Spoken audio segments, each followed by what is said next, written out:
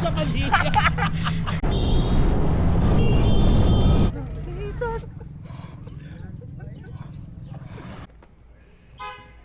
So hi, share ko lang sa inyo yung naging gala namin last Sunday. And nag-overnight kami sa Calayo Beach, Batangas. So ayan, nagplano yung mga bading na umalis ng Manila, mga 7 pa lang. Pero kasi sa sobrang daming option na gusto namin puntahan, akala mo maraming pera yung mga bakla. 9 p.m. na kami nakapag-take off from Manila. Tapos, tuto na kami. Dire-diretso na kami nun. Ayun, siguro from Manila, papuntang Nasugbu, Batangas, dun sa Calayo Beach. Inabot din kami ng 2 hours or 3 hours na biyahe. Ito, yung part na to, nandito na kami sa Naik. Nag-iisip na kami kung aakyat kami kasi mga alas 11 na yan. Takot na kami umakyat. And then, pagpunta namin Ternate, good thing is meron kami nakasabay. Mga magjawa sila, mga people. So, ayun, nakiride on kami sa kanila hanggang makapunta ng KBR. Sila na rin yung kasama namin. Mas panatag yung mga bading kasi may kasama kaming iba. And then, ayun, siguro mga 11, andito na kami sa KBR. Bye! Yan, medyo hating gabi, kaya kung kami lang tatlo talaga, baka matakot talaga kami.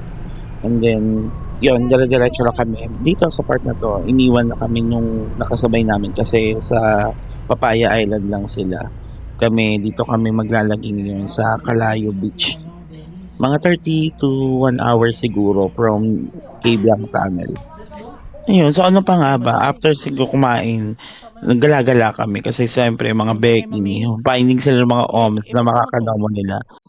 Ito mga alas 12 na to magta-try sana kami magbabad kaso wala. Bumalik na lang kami, matulog na kami bukas na lang ng umaga. And then yun, kinabukasan, aga-aga nagising ng mga bakla. Go kami sa beach kasi maliligo kami sa cliff. Ayun, so good morning. Good morning ang atake namin dito kasi syempre wala naman sa Maynila ng ganito eh. First time ko rin umalis ng Lunes. Hindi ko rin alam kung anong amats ng mga keke, bakit Lunes kami nag-outing. Pero in fairness, maganda kasi walang ibang tao. I mean, yung mga Tagaloka lang yung mga nandun. Ito nga pala yung Calayo Beach. Oh, Pak. Oh, tignan mo sa ito yung camera. Oh, Pak. Takbo mo. Kahit gutom yan, putang ina niya. Hoy, masama yan. Ayun, mura si Becky. Ayun, dito kami siguro mga 6 a.m. hanggang 8 kasi papasok pa ako niyan sa work. Laro-laro lang kami dyan. Swimming. Tsaka yung mga bakla, picture-picture. Akala mo mga professional na content creator. There, siguro mga naligo kami dito hanggang alas 8. Alas 8 kami dyan tampisawan kasi sinulit namin yung sunrise and then yung lamig ng tubig. Masarap maligo pag umaga. No? Siguro kapag may ganito ka sa likod ng bahay mo. Ang saya-saya. Oh, meron pala kayong car ha. Ate, yung grab car. Baka nagpapauso grab car daw, boat yan. Grab boat yan, mama. Tapos iyon, balik na kami sa cottage namin kasi this time 8:30 na, kailangan ko mag-work. Dito na rin ako nag-work sa Calayo that day. And of course, ang mga baklang iba tulog kasi mga panggabi yan sila. Then ito, lumabas kami siguro mga 5:30 na, out na sa work. Niligo ulit kami and sightseeing ng sunset para aesthetic. Alam mo ha. Ayun. Ingi-ingi kami dyan, gulo-gulo kami. Medyo masarap na rin yung tubig pag ganitong oras kasi medyo malalim na siya tapos may halong init.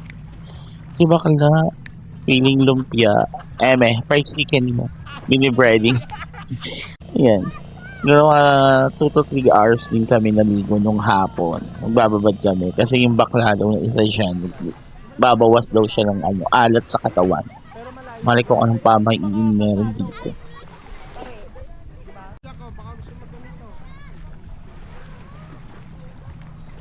Pwede mo pang scrub yung buhangin kasi malinis. Baka nagpapausap pa pang i-scrub ng buhangin. Ayan, stay kami hanggang maging ganyan ka-perfect yung preparing ng sunset. Hindi ko rin alam bakit namin inabangan yan. Para ma-eksena yan. Yan, tamang quality talk time kami dyan. Kanya-kanyang berahan, kanya-kanyang pagandahan. Yung mga bakla pag nagsama-sama, di ba? Ganun yung eksena namin dyan. Tapos, ligo-ligo, of course. Minsan pa Ano yun? makasama. Ito yung paakit na kami. Pauwi na kami niyan. Hindi namin alam bakit, Jezebel yung pili namin teams. And then here, nakabihis na kami. Babay ka layo. Simula na kaming biyahe niya. Siguro mga 6 or 6:30. Nabutan na kami sa daan ng gabi. Tsaka paglubog ng araw. Grabe yung saya pala mag-rides, no? Kapag ganyan palubog yung araw. First time ko lang din na-try yan. Ginabi na rin kami bago namin maabot yung cave yung Canada. Ang maganda lang kapag nag-rides ka ng mga Monday at saka Tuesday, walang ka-traffic. Ayun, so by 10 PM, nasa Manila na kami. Thank you so much for watching. Palit yun.